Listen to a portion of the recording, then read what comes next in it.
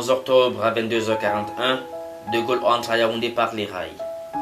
Le lendemain, il reçoit le gouverneur général Richard Bruno et les chefs des villages du centre-sud et de l'Est avec lesquels il signe un pacte. Depuis ce temps, de nombreux parents donnent le nom De Gaulle à leurs garçons.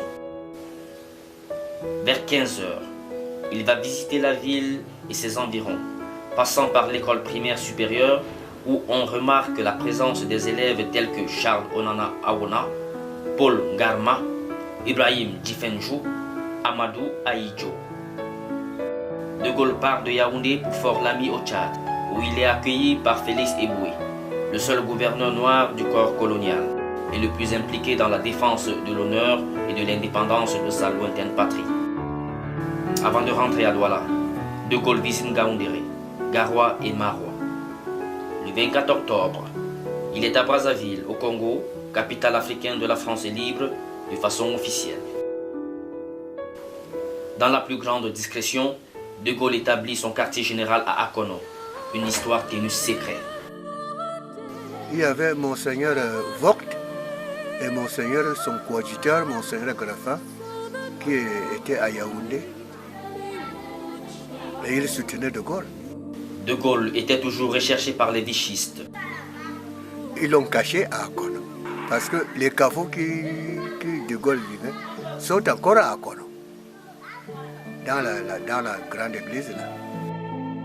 À cette époque, Nzana Tobi était encore écolier et témoin de cet attachement pour De Gaulle. Il y avait un camp militaire. Le camp là était pour garder le général De Gaulle.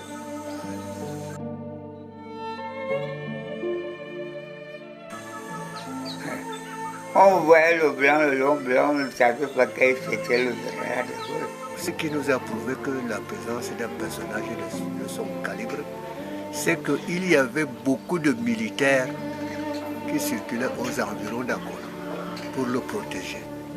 Le camp militaire se trouvait à l'emplacement de l'école Saint-Kizito actuelle. Les soldats ne sont jamais arrivés à Akono à cette époque-là, si nombreux. Ils étaient même armés.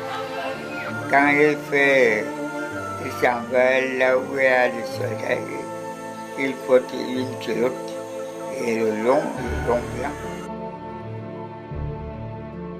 Les chefs traditionnels poursuivirent leurs assises afin de concrétiser et consolider par les rites le pacte établi avec De Gaulle. C'est le gouverneur de l'époque qui dirigeait cette manœuvre, le gouverneur français. Ils ont donné leurs enfants et leurs bénédictions. Ils ont prédit la victoire de la France et la disparition d'Hitler. À nos jours, cette histoire reste encore inconnue des historiens. Ils ont fait quelques mois, je crois, 7 ou 8 mois.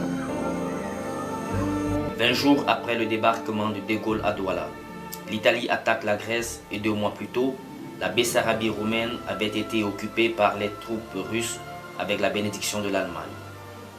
La guerre fait rage. Le monde est en feu. De Gaulle est au Cameroun dans la paroisse Notre-Dame de cette douleur d'Akono où il a établi son quartier général. Cette information ne sera jamais divulguée et sera classée secret défense.